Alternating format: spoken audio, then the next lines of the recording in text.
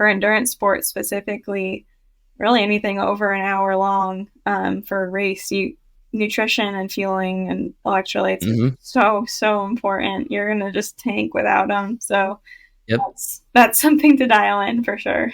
Right. Welcome to Athlete's Edge with Doc Dolly. Smith grabs the puck and scores!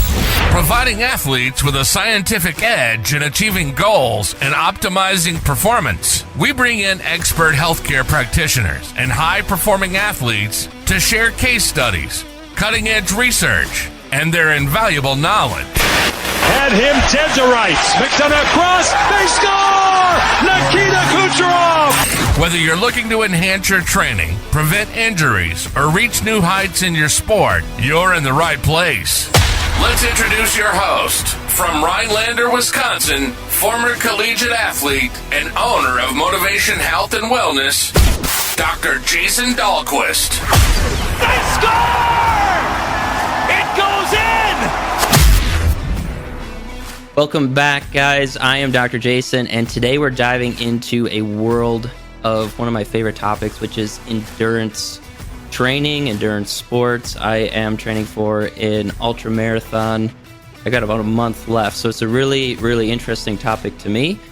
So whether you're training for some sprint work, marathon, triathlon, or anything in between, you're in the right place. We're gonna work into some tips and tricks to unlock your full potential.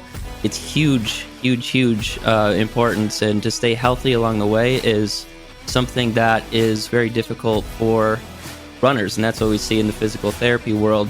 And today I have a special guest, Dr. Felicia Sciortino, and she is a physical therapist, and she just crushed the 2024 USA Triathlon Sprint and Olympic Distance National Championship in Atlantic City, New Jersey. Dr. Felicia not only has mastered her ability in the endurance space, but also has her own physical therapy practice in Greenville, South Carolina. So we're going to dive into it with her specialty and experience as a clinician and as an athlete. So let us welcome Dr. Felicia here to the stage. Kind of give us a rundown. Fill us in on where you're at with training. How did the race go? Kind of just spew us with some good info. Hey, well, first of all, thank you for having me on. I really appreciate being able to share a little bit of my story and hopefully teach some people things along the way. That's always the goal. But yeah, in terms of like my personal goals right now and what I just raced, nationals went really well. I've been working up to this for about a year. I just started doing triathlons a year ago. My background has been in distance running for a really long time. I ran in college and high school, middle school, elementary school. So running has really been my background. But after getting injured in college a bunch, I dove into a little bit of cross training and got familiar with cycling and a little bit in the pool, although I didn't like it very much back then, but it's been something I've learned to love. I don't know if we've got any swimmers listening to the podcast, but I give you guys a lot of credit. It's a very form-based sport, and it can be really frustrating to be working really hard and not get anywhere in the water. But if you can focus on form, it really helps. But yeah, the nationals went well, and I'm just kind of taking a week to recuperate after that until my next race. Yeah, thank you so much for being here. This is going to be really cool to dive into all of the aspects, because like you talked about with swimming, it's an endurance sport as well. You have to have your breathing dialed in and under control. I swam with my cousin. He was at this time, he was probably in 8th grade, but he just smoked me. I was able to run half marathon, no problem, get in the pool, and then you get the chlorine, the hot, humid temperatures, and I'm like, dude, I just can't breathe. And if you're not breathing, especially in an endurance sport, you're screwed. Yeah, right? That's kind of what aerobic endurance is about, right? Oxygen. It's in the name. And yeah, I'm like a buoy. That's probably one of the biggest things that or reasons why I don't jump into like triathlete type training because I can't swim. I can float all day, but I'm so slow. It wipes me out. At some point I will do one, but it's crazy because the triathlon that you did it's 1.2 miles swim, A little less than that. 50, Well, a yeah. little less than that. Yeah. And then it's like 50 something of a bike ride. I think you're thinking of a half Ironman. That's a half Ironman. Yeah. What is it that you did? Give me the mileage that you Um, did for each one. so for Olympic distance, it's typically 1,500 meter swim, so a little under a mile swim, um, 26 miles on the bike, and then 10K run to finish it off. I plan on getting into half Ironmans next year, but I got to build up mileage and stuff for that. It didn't feel that my first year entering into the sport would be a good idea for me to jump into all that volume. So, started with Olympic distance and I've really liked that. So what's the difference between Olympic distance and something further? So I think what you were starting to describe, which was like the 1.2 mile swim, 56 miles on the bike, and then a half marathon at the end. That's a half Ironman, and then full Ironman is just double all those distances. So a little over. That's crazy. Yeah, that's something I'm not sure I'll ever work up to. I'm not sure if you have to. You could do it, and I don't know if I want to. So we'll see. It's tough too because you're at a different stage of your life. You don't have sponsorships, so you can't dedicate your life just to training. Yeah, I'm fortunate with owning my own business that I have a little more flexibility with my schedule, but it is time consuming, and cycling specifically is an expensive sport, kind of unnecessarily so sometimes, but yeah, there's a lot of gear for triathlon. It's definitely, that's a barrier to entry that I wish was different because it limits people trying it out. But you've got cool gear too. Thanks. If you've seen any of Dr. Felicia's posts, if you're listening to it and you're one of her followers, you've got 6 bikes, right? Between me and my boyfriend, I don't have 6 bikes. Yeah. She's got 5, and her boyfriend's got this rusty old thing. We get how it goes. Yeah, no, he's got a e-bike actually that takes up a lot of room in our apartment, and then we both have road bikes. I have my tri bike, and then we both have mountain bikes, which is really fun. What's the difference between a road bike and a tri bike? It's the aerodynamic position that you're in. So, tri bike will have handlebars that you rest your elbows on, and then you can get really low so that there's less wind resistance.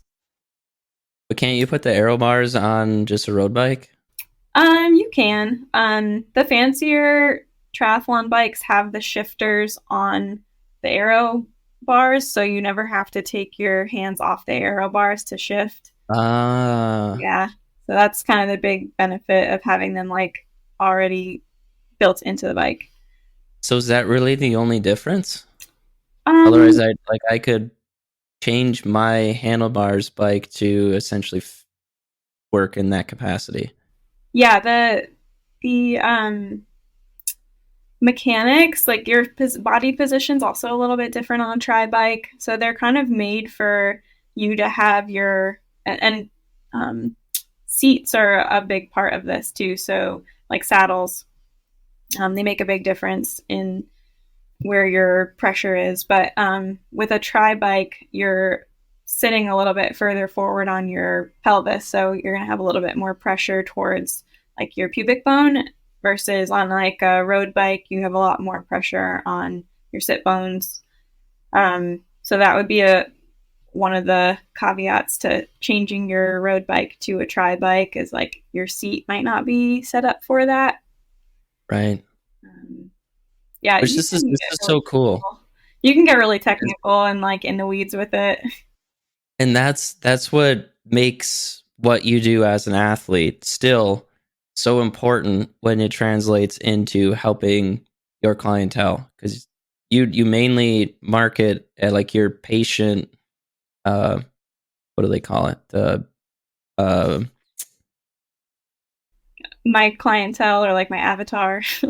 yes, that's it. The avatar. That's Yeah. it. That was the word. Thank you. But your avatar as a clinician is mainly the endurance athlete, Yeah. right? Yeah. I feel So well when equipped to treat them, thankfully, and I can certainly relate to them, which I think is really important. If you're yeah, working with someone who specializes in something, like, they should be able to relate to you. absolutely, and to be very good at it helps. Yeah. Yeah. I guess I'm pretty lucky in that regard. Yeah, but it takes effort. So uh, Yeah. and you've put it in. You don't just get there. You know, effort beats talent alone any day of the week is pretty much what they say, and um, it's true. Yes. It's true. You have people that go the whole way, like all the way to professional sports or even like sponsorships because they just work hard. They have a very interesting backstory, and those are the underdog cases, and they're awesome to Yeah. listen to and hear.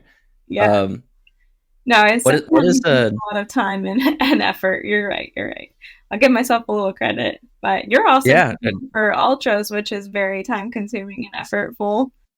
It is. So my training, which I want to get into how you're training as well, which is a good tie into what we were just talking about. My training this week, so it's supposed to hit 5 miles today, 4 miles tomorrow, 5 miles Thursday, 8 on Saturday, and 8 on Sunday, for a total of 30 miles this week. And with my training, I want to build miles, so I'm not mixing in any sort of intensity with my workouts. No tempo runs, no sprint work, no hills. Well, just whatever I run into out on the train. But it's pretty much all low heart rate, zone 2, maybe into zone 3 at times is the goal. Okay. Otherwise, just increase miles, allow my body to recover. Because the goal, and that's what people really need to understand, is like what's your end game. So I did a half marathon this past weekend, and it was a race, first one here in like one of the local cities. So it's their first annual. I was like, I'll go support that.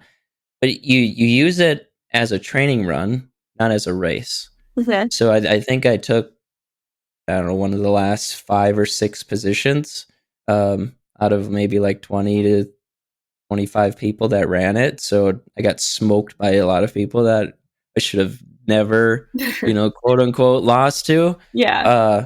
But you're just doing it for sure.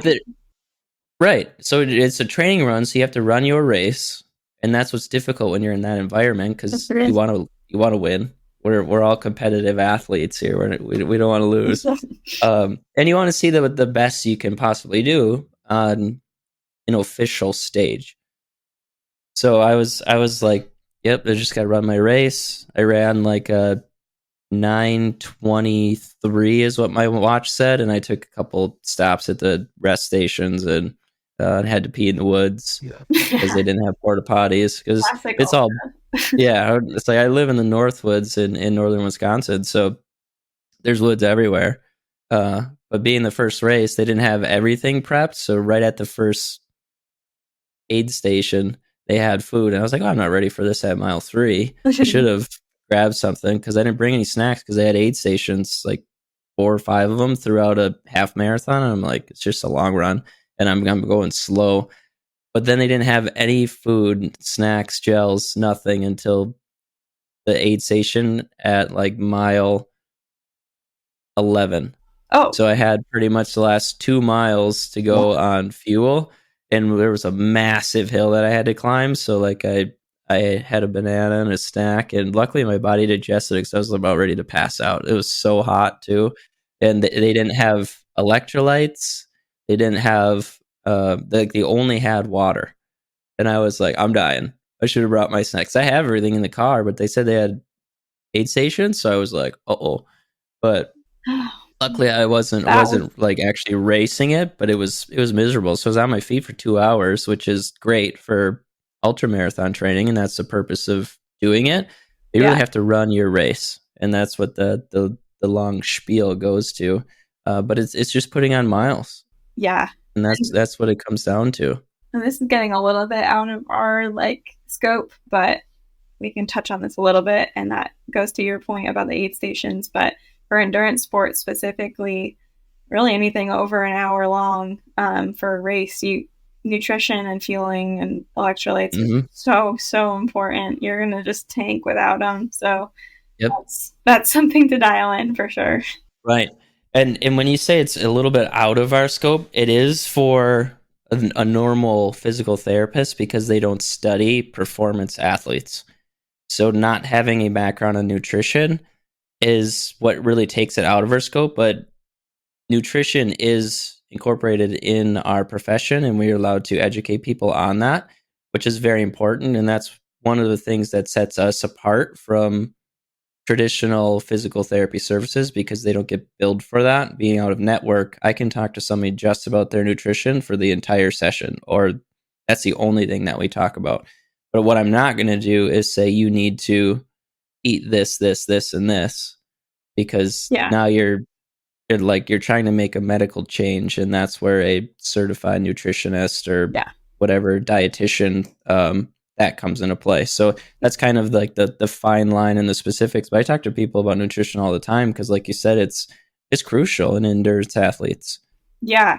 And I try not to dive into too much specifics about this is what you need to be eating every meal. But in terms of race strategy or even just training for a long run or a long ride, it's pretty important to get that 150 grams of carbs for every 45 minutes that you're exercising. And that really depends on intensity. But that's been a huge game changer for me, just dialing in my nutrition. I used to have some really bad stomach issues when I would do long runs and races. And now that I've kind of finally figured that out, I mean, it's never perfect, but it's certainly better. Right. And that's when you do research studying into longer races, yes, it is important to fuel, but like you said, nothing ever goes as planned. But you also need to have those experiences where hey, I've been in this situation before and I can't keep anything down. What have I done in the past that has worked? Yeah. And that's where the training aspect and trying different nutritional things to where it does fuel your body responds to it very well, matters. Yeah. And that's a lot more important sometimes than even what specifically you're doing as a training program. Yeah. You can train your gut just like you train your muscles. It's an important part of the training cycle. I love that. That's good. And train your gut like you train your muscles. Yeah. Most people have a terrible gut microbiome because we eat shit food. Yeah. Harder to get away with that when you're exercising 5 times a day. But I know. Everybody's like, how do you not get fat? Because they see what I eat in a day, and then it's I just grab everything. I need calories, and I can't meal prep enough for me to not be hungry throughout the day, and I do a lot of traveling, so I'm oh, pizza there, let me shove that down, and I just everything that goes in, and it just depends on hey, when are your runs, how are you feeling for that run, so you don't get diarrhea during your run. But most of the training runs, it's you just at this point in my running, most of the runs besides a couple of the longer ones on the weekends are starting to get up there. So having more and more of those longer runs where, hey, I'm just out for an hour plus, you need to make sure that you're starting to dial things in, especially when it comes down to race day, because you want to be at that optimal performance, and that's what it comes down to. As far as supplements go, let's dive into that a little bit, and I want to circle back around to what your training program looks like. But we'll stay on the track of nutrition a little bit here first. What do you kind of mix in your day where you're like, hey, this has really been helpful for me? So just diving into that supplement topic, my philosophy for supplementation, it really comes down to getting blood work done for me.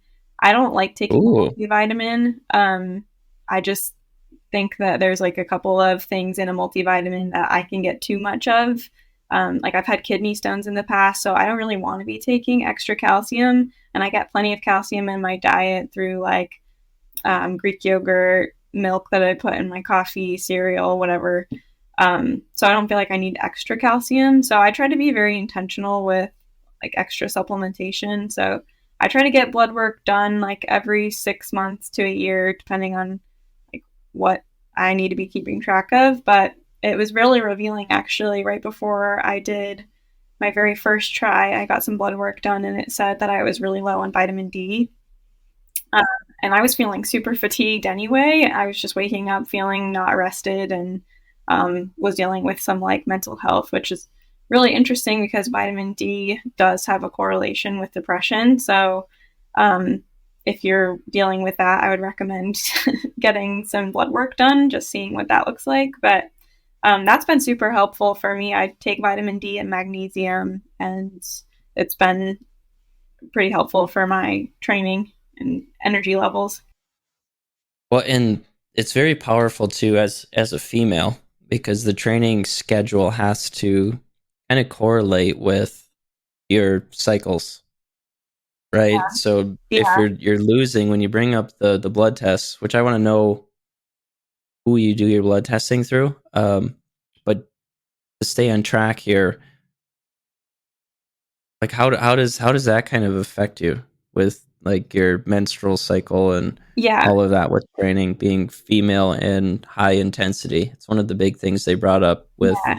us in my running coach certification, and it's difficult. I'm not a female, so it's hard for me to even like relate to that. Yeah, you know, you bring up a really awesome topic, and I'm really glad that it's being talked about more and like people are getting more comfortable with the conversation.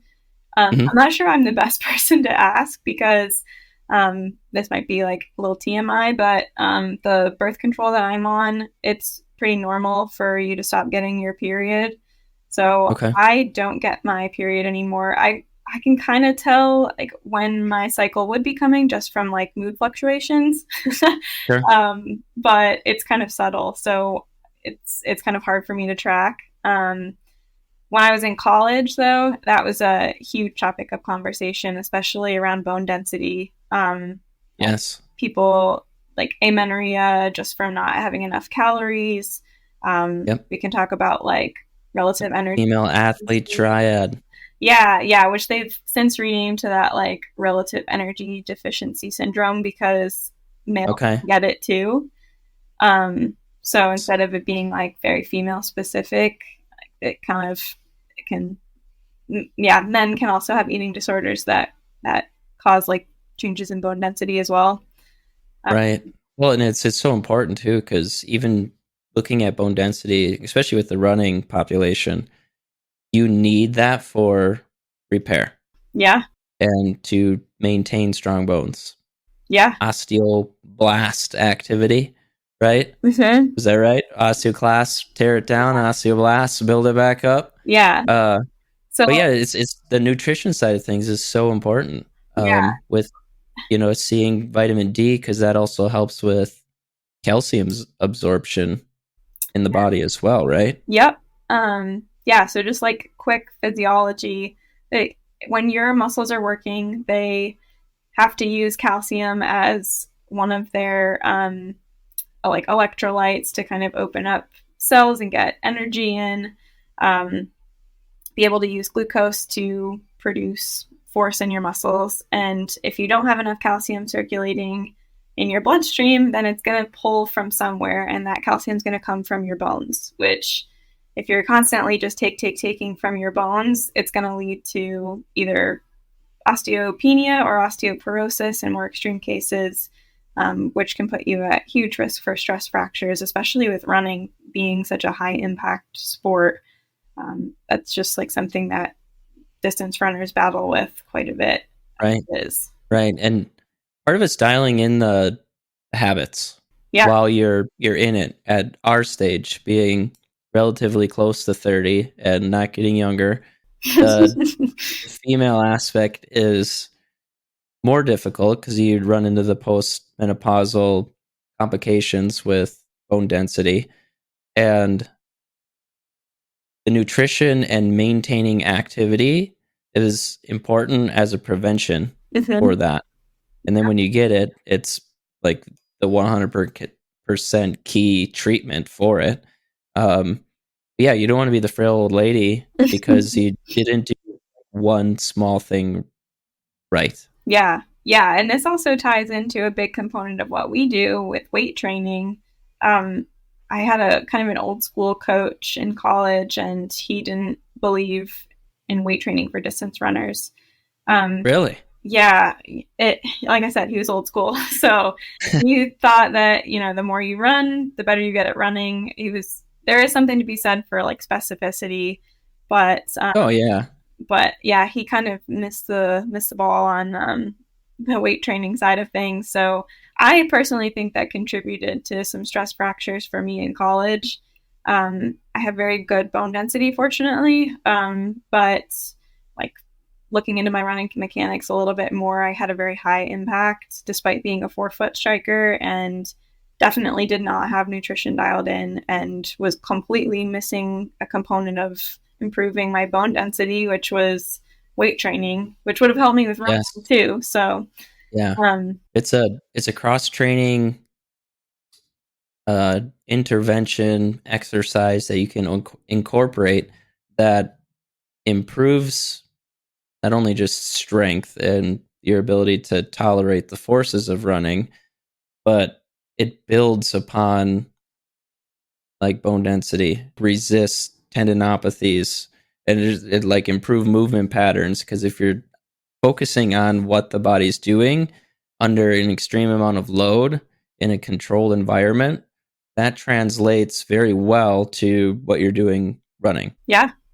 Yeah. And if you want like a quick, easy way to improve your times and within a 6-week span, start adding some weight training. It's like the easiest thing you can do to improve your times, and also reduce injury risk. So super important. Hard because you I don't know, most runners aren't trained in a lot of weightlifting. So you go into the gym and you're like, okay, I see a bunch of these like bodybuilders. What am I supposed to do? Yeah. So and that's what's important for what we do. Sorry to cut you off there. No, but so Dr. Felicia and I are both out-of-network clinicians, for people who are listening to this for the first time, to put it into context. So if somebody were to come to me, they're a runner, they're not even in pain, but they want to improve, it is in my scope and ability to make them better. So I can have them come in and we can work on any of these performance improving interventions, exercises, whatever you need specifically. We take history as a whole and we dive into all of the details and move you along on the path that is going to be most beneficial for you. Because one, we're doing it, we have that, firsthand experience, and we've studied all of the deep research into it, because that's what we're interested in and that's what we treat. That's who we work with. So there's a large service that we can provide for people, just like what you're describing, that need the direction.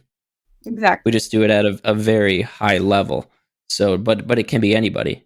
Yeah. And you have the choice. You don't need a referral. You don't need any of the other garbage. It's as simple as reaching out and we get the ball rolling. Yeah. Yeah. And fortunately, in the states that we practice in, you don't need a referral.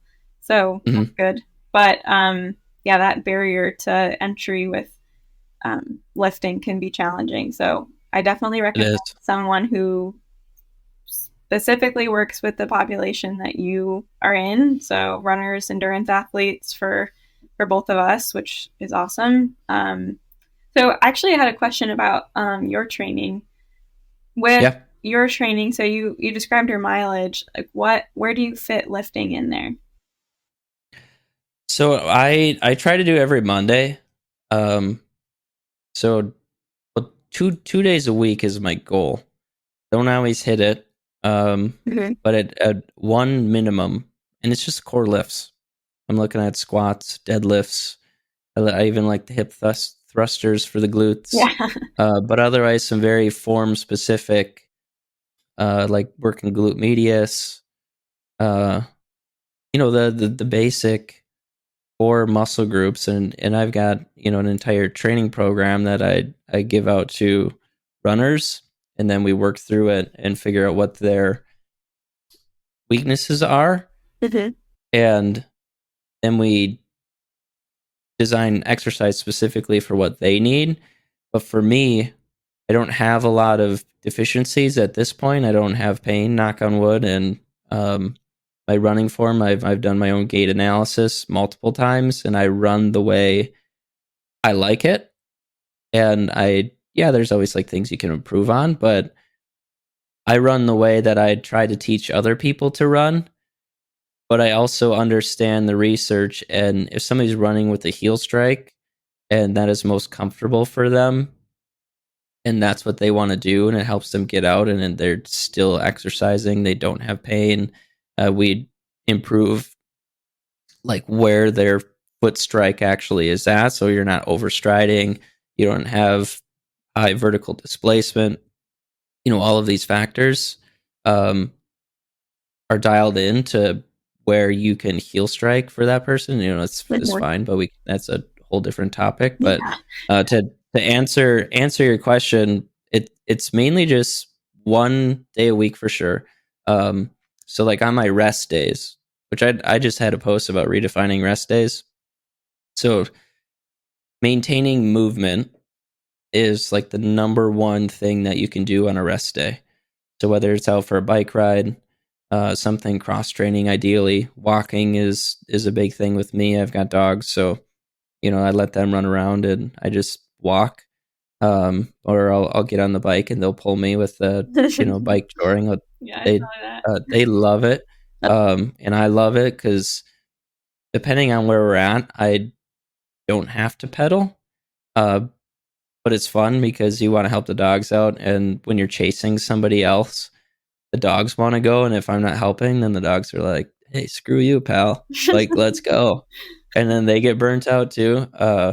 It's all fun cross training, and that's what I incorporate on my actual rest days, is some of that activity plus training, like strength days. Yeah. So like my rest days are rest days from the actual activity that I'm training for, which is running, which I have 2 rest days a week.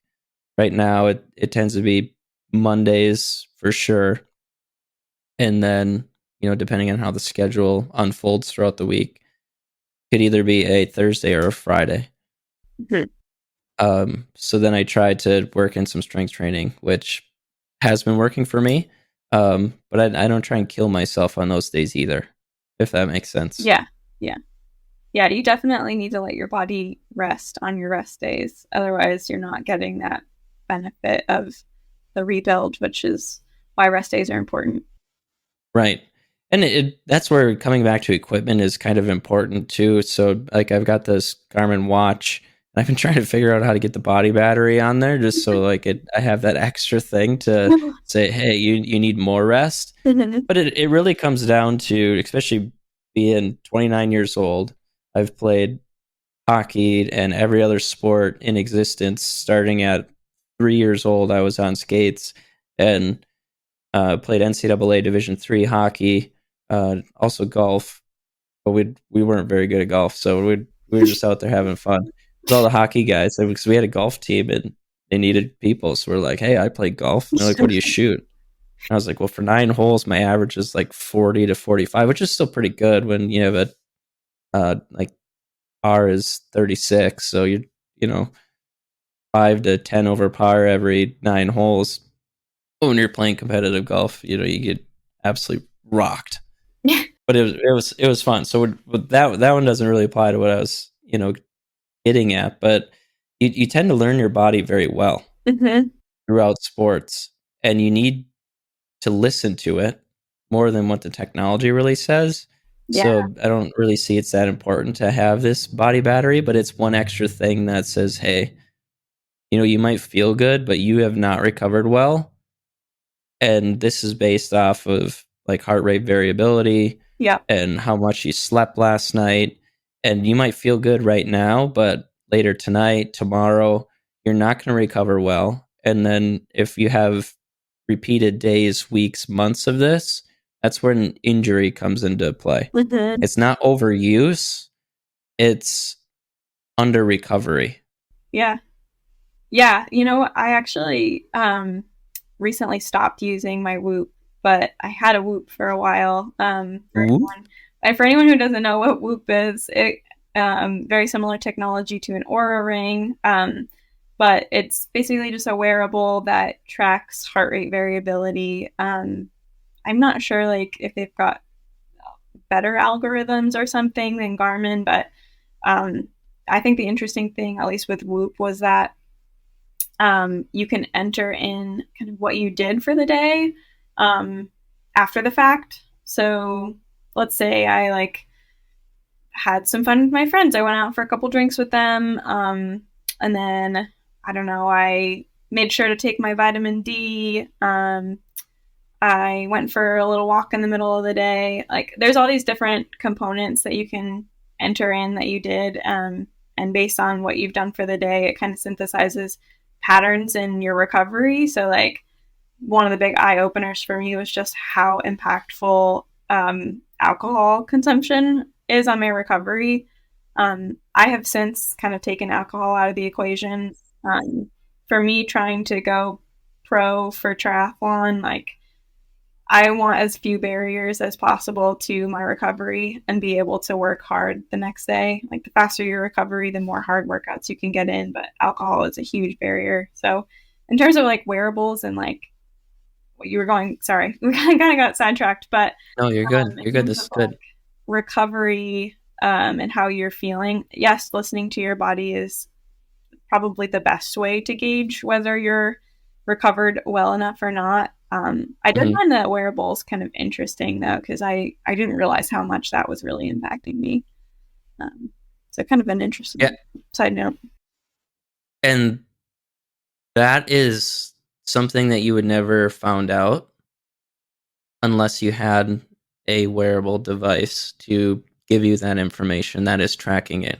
Because what they say is the more metrics you track and control, the better outcome you have. So if you can track your heart rate, you can track your sleep, you can track your nutrition, you can track your workouts, you have all of these data points to base off what am I getting for results right now, and what can I change to improve those results. If you aren't tracking all of these other metrics, you don't have the data to, from a high performing athlete's perspective, like a professional athlete, you don't know where to go. You don't know what to change, and then you're out in La La Land. And that's a very important factor. And there's a lot of people that say that once you cut out alcohol, your recovery times skyrocketed. One drink can impact your Whoop score, or whatever it is that they call it, significantly. And especially when that drink occurred, especially right before bed, which is most people impacts your sleep. And if you're not getting high quality sleep, then guess what? You're not recovering. Yeah. And since period. Since then I have cut it out a lot, and I've also noticed that I get sick way less often. Recently I took a vacation with my family. We were having some drinks on vacation, immediately came back and got sick.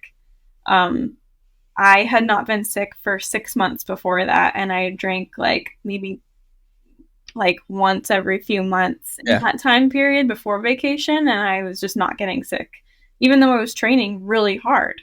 So I just think that that's been such a game changer to my recovery and my lack of a sickness. I'm kind of hesitant to add it back in, even though sometimes it can be fun. I'm just I don't want to be sick. If you can't have fun without drinking, then you're doing the wrong things and you're with the wrong people. Yes. Yeah, I could. So just a touch on that point. But yes, it can be fun. And, there's a time and a place for it. But in a training schedule, it's not there. It's an hindrance to what your goals are. And if you're not willing to give that up, then your goals really aren't that important to you, and which is okay. I'm not going to argue because, my goals, they're up there, but I'll have a drink here and there. We've got a run club that I started, and I'll have a drink with them after. Right now, I have a patient on one of the 2 days that we run a week, right after run club's over. So I don't have a drink, obviously, on that day because, you got a patient. So I'm not going to.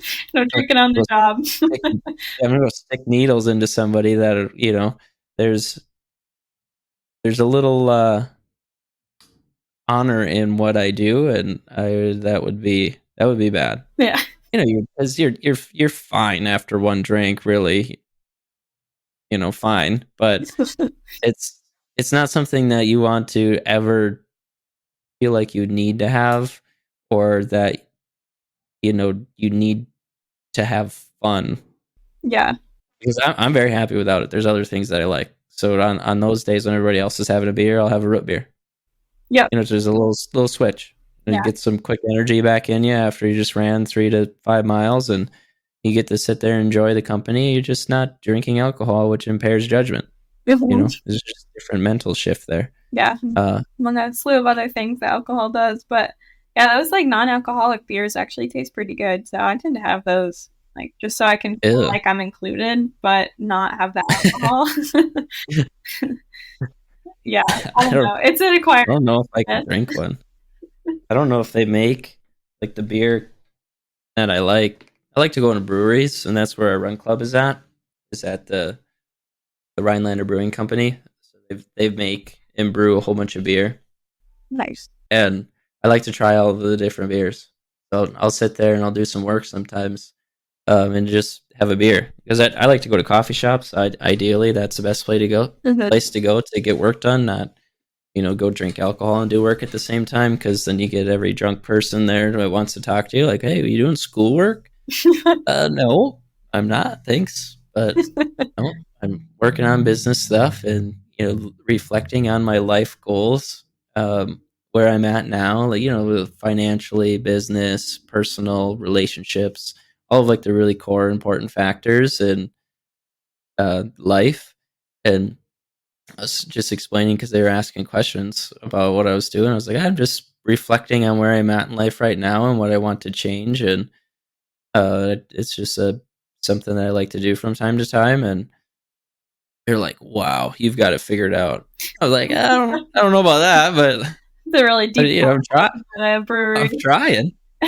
Yeah. I would just say it, and they were just blown away. I was like, yeah, we're just sitting here and having a drink. And then I wear my shirts around. So like my business shirts, most of them are athletic wear. So I go run or whatever, and people see me all around the town, and I'll sit at coffee shops, and you'll have random people come up and talk to you about this or that. And you get into treating them at the coffee shop or at the brewery, pretty much taking subjective history. They tell you literally everything. And I was like, I'm kind of trying to do something right now. Like, can you just not talk to me? Yeah. No, it's great. Before we get too far off topic, let's circle back around to the lab work. Who do you go through? How do you get that done? Oh, okay. So I have kind of like a non-traditional healthcare system set up for myself. When I was doing travel physical therapy, because I didn't want gaps in coverage with a health insurance in between contracts, I signed up for a health share. So it's a little bit different, but with that, they'll like reimburse you for once you meet your deductible. It's set up very similar to health insurance, but once you meet your deductible, they'll reimburse you for any healthcare costs. So I didn't have a primary care when I was traveling, and turns out you can just like order your own blood work through Quest Diagnostics or like LabCorp. So if you kind of already know what you're looking for, like for distance athletes, especially female athletes, going back to that conversation, like iron and ferritin would be ones that I really heavily look at. And I need to get that done. Actually, I've been bruising really easily lately.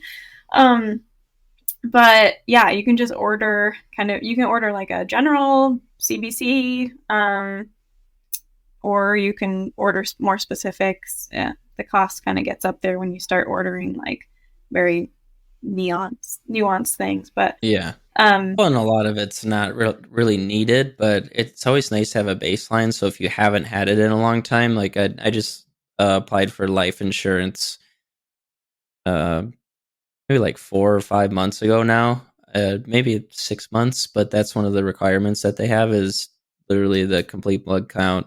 They look at pretty much everything to see how healthy you are, and I was like in the green on every single metric. good.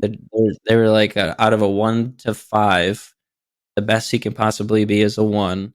My financial advisor was like, "I'm a 2, and you beat me." And I was like, "That's right. Nice. You should start running more often, pal. I don't even eat that well, and I'm still better."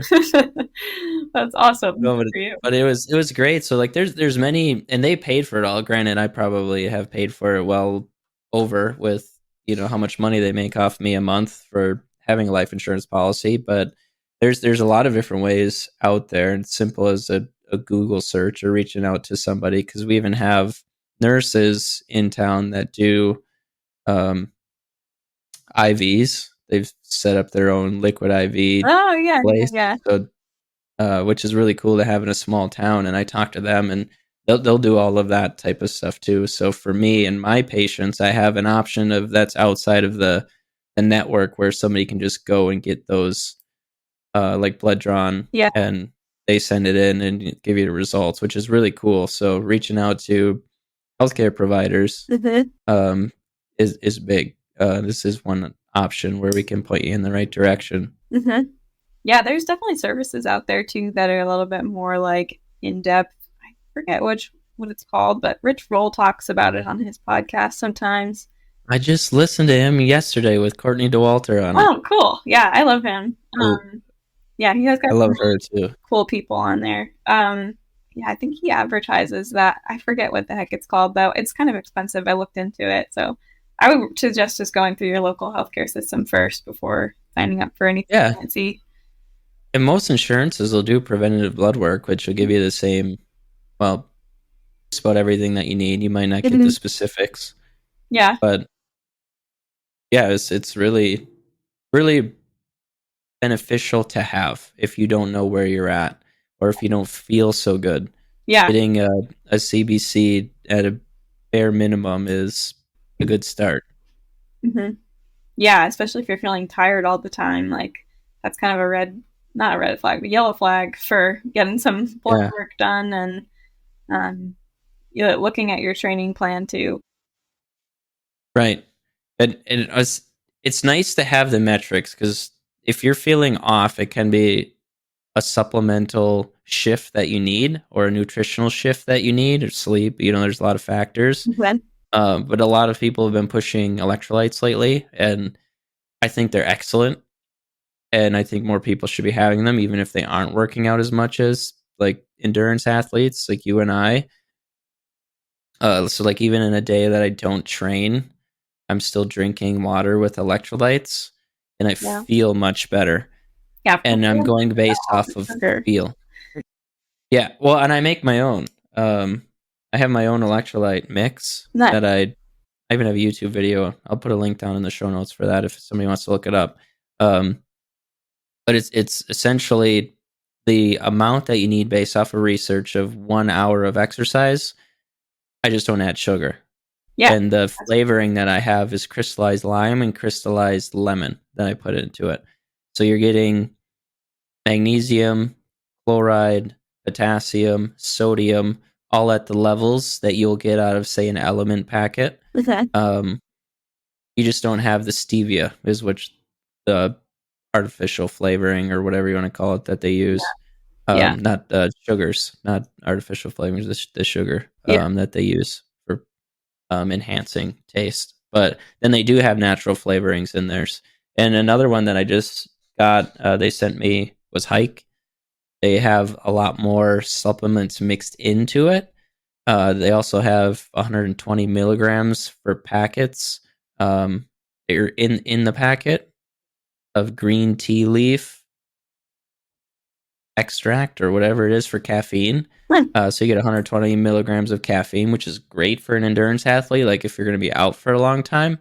Or just say that for me, I've been drinking that instead of, energy drinks or coffee because it's got 120 milligrams. So they also have branched chain amino acids and other things in it. So I'm testing it out. But all of the flavoring is natural flavorings. Nice. Right. And what do we know about natural flavorings? It's not like this flavor's pear. So yeah. I don't see pear extract in the ingredients list. It's natural flavoring. So it tells me that it's probably not natural. It's like fake flavoring. And what that does to your body is also questionable. Yeah. Questionable at best. Right. It's very difficult, but you don't know, to circle back around to the blood work side of things with supplements, you don't know what you need to take unless you have those measures. Yeah. And that's where it's very difficult as somebody who doesn't have your lab work, the results of your lab work, to say, okay, we need more magnesium and that's going to help you feel better. We need more sodium. That's going to help you feel better. So when you have all of these companies and influencers, some of them are runners, endurance runners, but they're not doctors or practitioners. So they are pushing these objects or these supplements. But people need to realize that, yes, they can be very beneficial, but they also can be harmful because we don't know where you're at.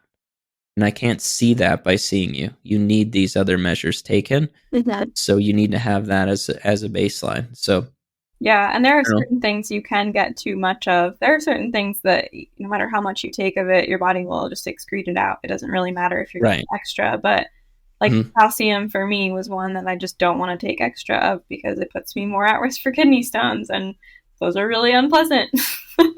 So have you had them before? Yeah, I've had 5. Ew. Yeah. No way. Yeah.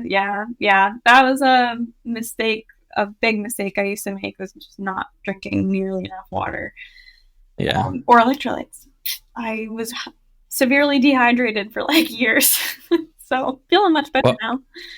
And that's a problem for a lot of people. They don't drink enough water, especially as you age. And then you get high blood pressure and they say don't drink anything or don't have sodium, limit sodium. And it's like, well, sodium is probably not the problem. Mm-hmm. I've seen research where people who do have high blood pressure and complications where they dose them with saline, which is a large sodium concentrate,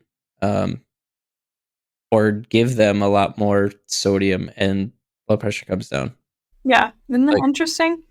Yeah. It's those polarizing aspect to the current medical or previously medical taught practice, whatever you would want. We've got a lot to learn in terms of nutrition recommendations for anyone with cardiovascular issues. So there's a lot that crosses my feed about nutrition today compared to the previously taught research, and it's mind-blowing. Mm-hmm.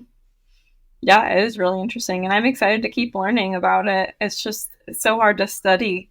So hopefully we get some good quality studies in the works.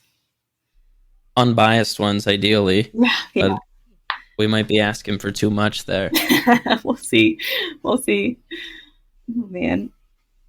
All right, give us your training schedule real quick. You probably have to take off pretty quick here, and I got to book it in about 5 minutes to my dog's vet appointment. So yeah. If you need to take off, we can wrap it up here as well. No, all good. Okay. Yeah. So real quick, my training schedule. For balancing 3 sports, it can be kind of challenging. I have a coach. Even though I coach my own athletes, I just like to have the accountability. And he's been doing triathlons for a really long time, and I'm pretty new to triathlon. I've been doing it for a year, and I feel like I've learned a lot, but he certainly has taught me a lot as well. So my training plan, typically I'm swimming 3 times a week, Monday, Wednesday, Friday. I have a long bike ride or something. It's a workout called a brick, where you do a bike ride and then a run, just to get used to that feeling of jello legs after you get off the bike and immediately go into like tempo pace for a run. Mm-hmm. So that's typically like Saturdays for me. I do some running, some cycling, mixed in there. I typically work out 2 days a week, most days, between lifting, biking, running, and swimming. So somewhere in there, I'm doing like 2 workouts a day. Workouts as in like lifting workouts? Just like Or just in sort general? of training 2 times a day. And I've built up. 2 times a day or 2 times a week? So lifting specifically 2 times a week, but most of my Okay. workouts, like I'm talking about like swimming, biking, running, and lifting. I'm doing one of those things 2 times a day. Okay. So, like I said, I've built up to that. So I didn't Yeah. go from 0 to 100, but like balancing all 3 sports when you're trying to fit in the volume that you kind of need, you kind of need to work out that many times a day. Just to put into perspective, you're building your own business and you're doing all of this. And you have a part-time job at another physical therapy clinic. Yeah, it can be a lot to balance. And she has a boyfriend to deal with. So she's doing everything all at the same time, which is literally more than what the major population does. You know, they go to work and then they go home and do nothing. But you're building. You go to work. You're building a practice. You have your own patients and clientele that need your attention, coaching, all of them, and you're doing more training than what they're doing. All in a day, all in a week, all in a month, which is crazy to put in perspective. That's what it takes. Yeah, I generally don't, or try not to think about like how much I am doing. When you put it that way, it seems really overwhelming. Yeah. But it's something I care about a lot, and I wouldn't be doing it if I didn't have the motivation. And motivation, that's a topic for another day too. Like motivation waxes and wanes. Like I still, whether I'm motivated or not, I still try to just get the workout done, because I know even if I'm not motivated that day, like I know that I'm building up towards this goal, and that's worth it to me. So sometimes you just gotta get it done. Yep, showing up is half the battle. I just watched a IG clip this morning, a reel this morning, about a guy who was giving a speech.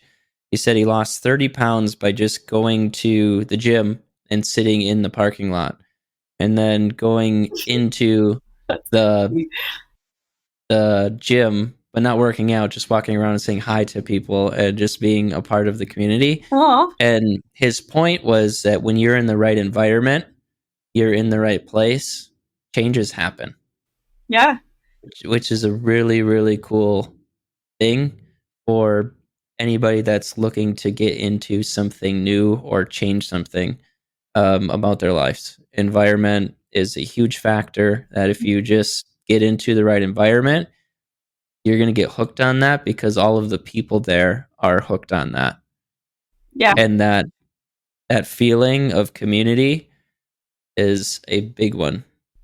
Yeah. Yeah. And that's something that in Greenville is so big here, and was a big motivator for us moving to Greenville.